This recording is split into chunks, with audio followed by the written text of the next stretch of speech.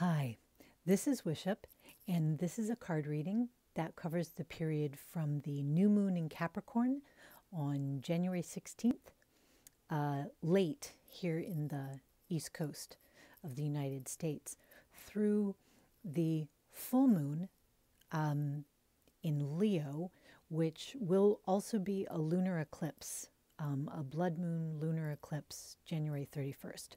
So that'll be a big one, and I'll talk more about it later.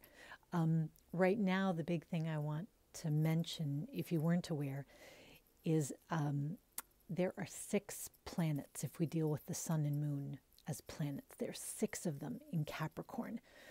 So you may feel a certain pressure, almost like an avalanche building behind you to move in terms of momentum, that momentum is pushing you along. I just want to say, in my sort of typical contrarian way, you don't have to go if you don't want to. You can be like that pesky grain of sand in a bathing suit, or that Christmas tree needle that we find in the carpet 8 months later. You think, that little tiny thing, with all the work I went to make it get out of here, to get rid of it, and here it persists. You can be like that, even if you feel like events are large and maybe beyond your scope of control, because there's so much momentum. You still have the ability to stick in place if that's really what you want to do. So think about that, if it makes sense. The other thing, I am using this week the Dragon Tarot. Let me show you this. It's kind of an old school deck. It's from the mid-90s, and it has the look of old role-playing games and actually old video games too. It's done by artist Peter Procownik and under the direction of fantasy author Terry Donaldson, who's also done games as well. So it's got a real kind of gaming vibe. I'm connecting that or balancing it maybe with the Grail of the She, which is an unusual kind of deck by David Spangler and Jeremy Berg. I'll have a final card from that deck. That particular deck add-on is just 22 cards, but they're not the major arcana of the tarot. They're different. And so I'll get into that when we get to that card.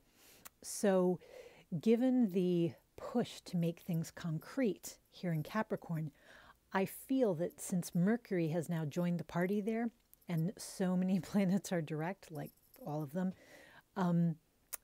things are snapping into focus. You can think of them as like you're at the eye doctor and he's flipping those lenses and suddenly things snap into focus. It's likely that revelations you get during this time, intellectual revelations, you will feel them also very deeply. They will be resonant. It's going to clang you like a bell, and you're going to think, why didn't I see that before? Because you weren't ready before, but you're ready now, and you're strong now. So when you have those revelations that kind of snap suddenly into focus, and deep inside, you just know that you're understanding it now. You're like, yeah, I got this. I didn't see it before, but I get it. I feel this. This is true. You're going to be strong enough to handle those revelations and to decide what you want to do with them. But I look during this pretty dynamic time, as things are shifting in and out of phase, that I think there's more rocking and rolling to come. I think there are more surprises to come. And there will probably be deep surprises about yourself, about your relationships, possibly your historical family relationships, stuff like that, could very much be on the agenda. So let's see what the cards say. So the central card, which is sort of us in the current state, Knight of Coins. Okay, so let me hold this close. If you can see, this this suit of earth is a pentacle, the star, which also represents the movement of Venus, and it's over the labyrinth. I don't know if you can really see it in this card. See, that's the symbol of the labyrinth, the deep sort of the glyph that you would walk in maybe an initiation ceremony. So here we have the Knight of Coins. And when we think of the traditional Knight of Coins, we think of somebody quite reliable, and methodical.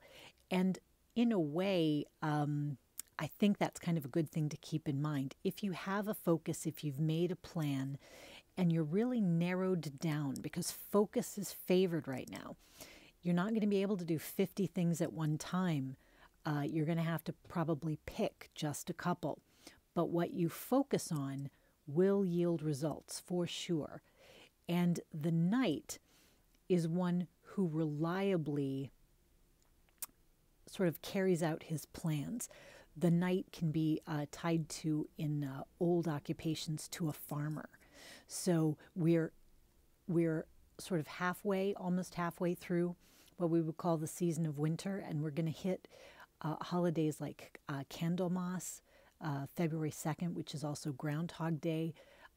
These are festivals of lights and also festivals of the earliest animals of the year, the very first animals of the year that become born in this period.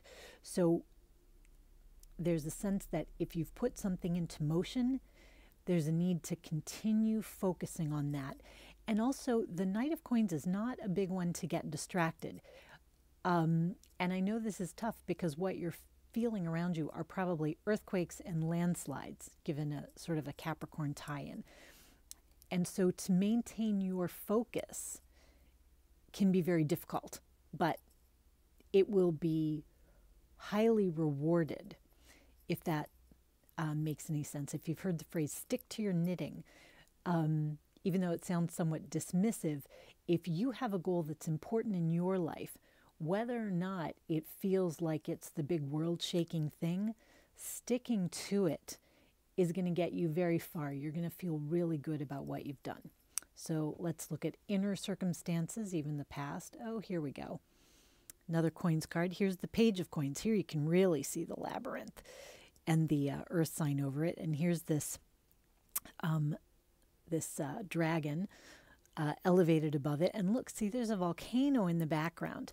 And when you think of pages, you think of this eagerness and this enthusiasm. And the Page of Coins is a student. That's the classic student card when we talk about sort of occupations or roles. So the Page of Coins might represent that in the past you've been more of a student. And here we have the portal. We've got the two trees that you're sort of coming through. And you might have been junior in something or considering something. The Page of Coins is also a card of focus.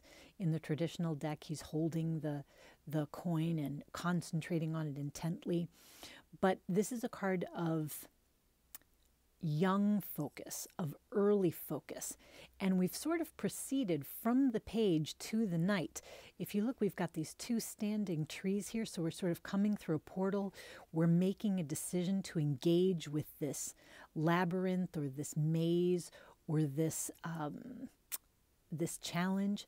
And then here by the Knight of Coins, we're through the portal and we're in the thick of it. See, it's like underneath this this tree, and there's a sort of a tangle of roots. Things can look like we don't quite know where they're going, and we're a little bit stuck in the midst of it. I want to point out too, we've got these really cute mushrooms. Mushrooms can be a sign of transformation, but also abundance. So they do represent this potential that even underneath this confusing situation, there is abundant potential. So let's kind of see the external circumstances. On the inside, this might represent what we were talking about last week, which is, or last video rather, feeling like a novice.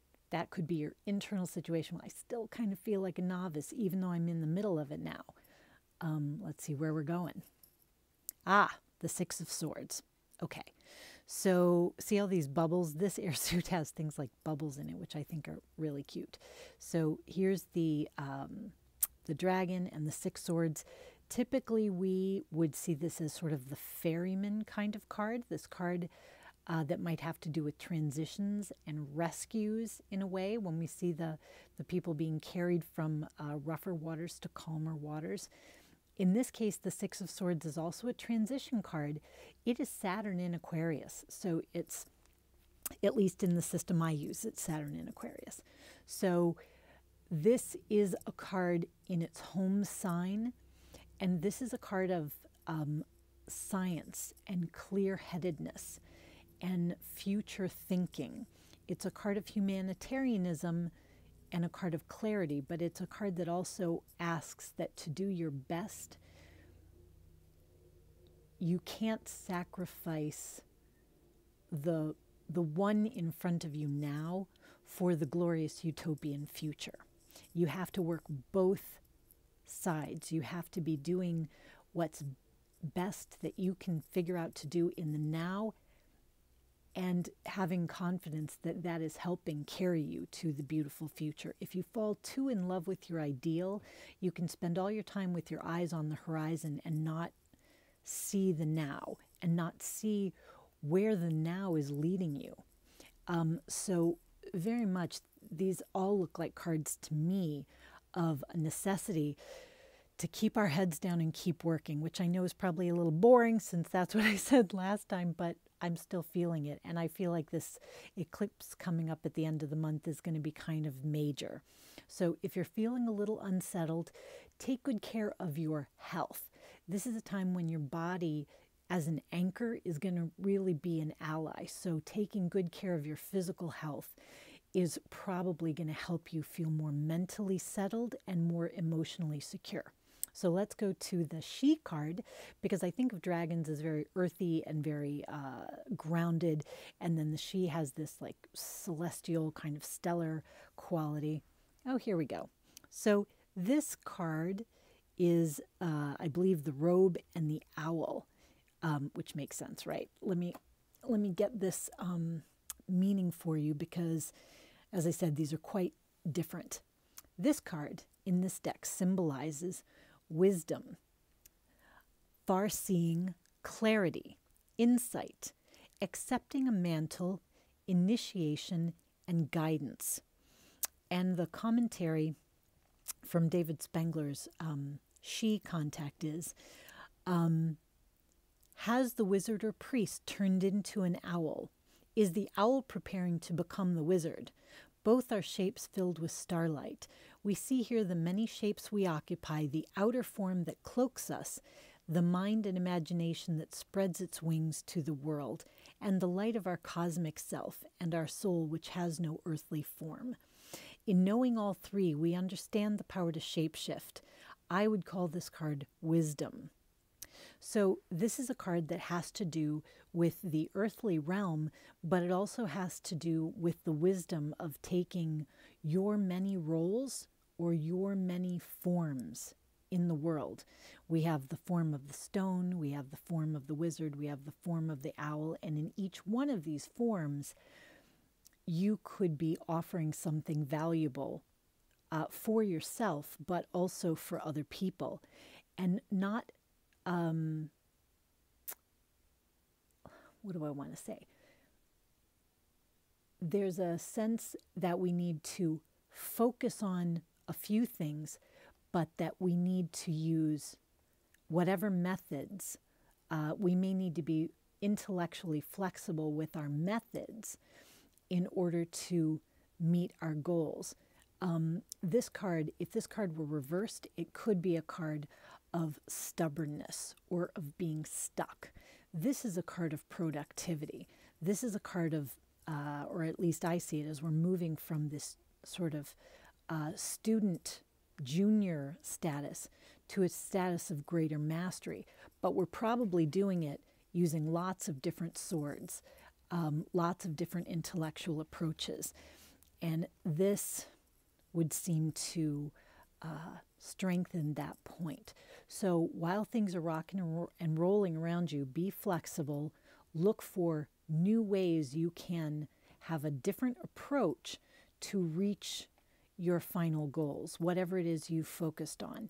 And if you're not sure what you want to do yet, more revelations are coming. So don't feel bad or stuck or left behind, because there's plenty more to come. And until next time, rock on with your bad selves.